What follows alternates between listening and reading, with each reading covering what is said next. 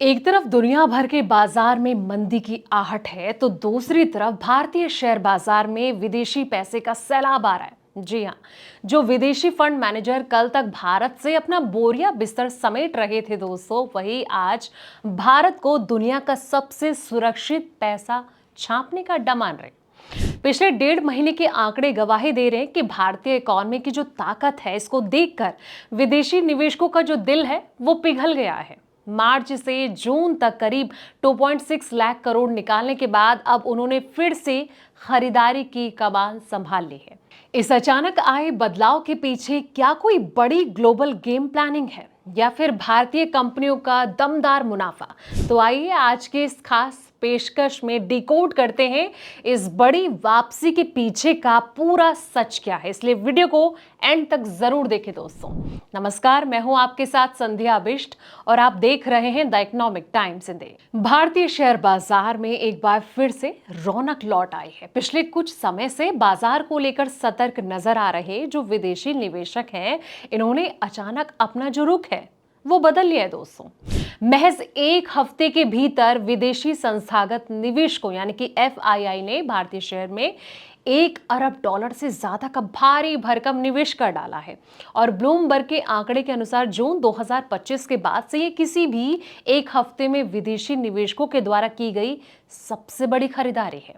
निवेशक के लिए ये एक बड़ी राहत की खबर है, क्योंकि जब विदेशी निवेशक बाजार में पैसा लगाते हैं तो जो छोटे निवेशक होते हैं, इनके पोर्टफोलियो को भी इसका सीधा फायदा मिलता है और बाजार में एक नई जान यानी कि एक नई ऊर्जा आ जाती है। अब आंकड़ों में तेजी की जो कहानी है वो छिपी हुई है, तो इसको समझते हैं। विदेशी निवेशकों की ये जो शानदार वापसी है केवल एक दिन का रुझान नहीं है। 9 जुलाई तक के महज 4 दिन में ही ग्लोबल फंड्स ने $1.3 अरब मूल्य के भारतीय शेयर खरीदे हैं। और इसके अलावा शुक्रवार को आई शुरुआती प्रोविजनल आंकड़ों से ये पता चला है कि इन निवेशकों ने $272 मिलियन के शेयर खरीद डाले हैं। और ये लगातार चौथा हफ्ता है दोस्तों जब विदेशी निवेशक जो है भारतीय बाजार में शुद्ध खरीदार यानी कि नेट बायर्स बने हुए। आम आदमी के नजरिए से अगर देखा जाए तो बाजार में इस बड़े पैसे के आने से कंपनियों के जो शेयर्स हैं इसको एक मजबूत सपोर्ट मिला है, जिससे कि रिटेल निवेशकों की बचत और म्यूचुअल फंड का रिटर्न सुधरने की संभावना मजबूत होती जा रही है। अब ब्रोकरेज फर्म्स का बदला नजरिया। जी हाँ, दुनिया की जो जानी मानी ब्रोकरेज फर्म है यानी कि गोल्डमैन सैक्स के रणनीतिकारों ने 11 जुलाई को जारी अपने एक नोट में इस निवेश के पीछे की जो ठोस वजह बताई है। उनके अनुसार हाल के हफ्तों में भारत की आर्थिक तस्वीर में काफी सुधार देखने को मिला है। कमोडिटी की कीमतों में गिरावट आई है और रुपए की जो स्थिति है डॉलर के मुकाबले स्थिर नजर आ रही है। और इसके साथ ही मजबूत घरेलू विकास दर और दूसरी तिमाही में कंपनियों की जो कमाई है वो बेहतर रहने की उम्मीद ने विदेशी निवेशकों का जो भरोसा है वो वापस जीत लिया है दोस्तों।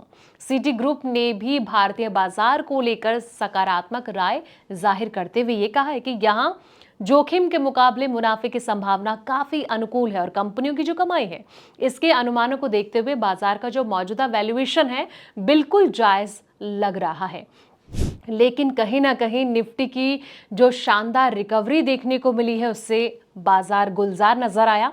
विदेशी फंड्स की इस वापसी से शेयर बाजार के प्रमुख सूचकांकों को सीधे तौर पर ऊर्जा मिल रही है और कहीं ना कहीं इसी साल अप्रैल में अपने एक साल के निचले स्तर पर जाने के बाद जो है निफ्टी 50 इंडेक्स में अब तक लगभग 8% तक का शानदार उछाल देखने को मिल चुका है। कच्चे तेल की गिरती कीमतें, स्थिर होता रुपए और कॉरपोरेट जगत की जो कमाई है इसके आउटलुक को लगातार बेहतर बना रहे हैं। जब कंपनियों की जो आर्थिक स्थिति है वो मजबूत होती है तो उसका सीधा लाभ आम शेयरधारकों को उनके निवेश की बढ़ती वैल्यू के रूप में मिलती है दोस्तों। और तस्वीर का दूसरा पहलू भी हम समझ लेते हैं।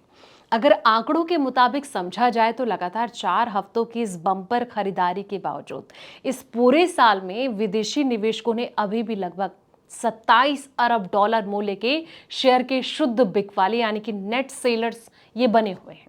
और इसका सीधा मतलब ये हुआ कि बाजार में विदेशी निवेशक का आना शुरू तो हुआ है, लेकिन पहले जो बड़ी मात्रा में पैसा निकाला गया था उसकी पूरी भरपाई एक लंबी स्थायी तेजी के लिए अभी बाजार को थोड़ा और इंतजार करना होगा। लेकिन सवाल ये कि जिस तरीके से अब कहीं ना कहीं विदेशी निवेशक ने भारतीय बाजार का रुख करना शुरू किया है, इससे कितना फायदा मार्केट को आने वाले वक्त में हो सकता है, कमेंट सेक्शन में अपनी राय जरूर दें और साथ ही बताइए रिपोर्ट आपको कैसी लगी है। ऐसी पल पल की अपडेट्स के लिए दोस्तों हमारे साथ बने रहिए और देखते रहें द इकोनॉमिक टाइम्स हिंदी।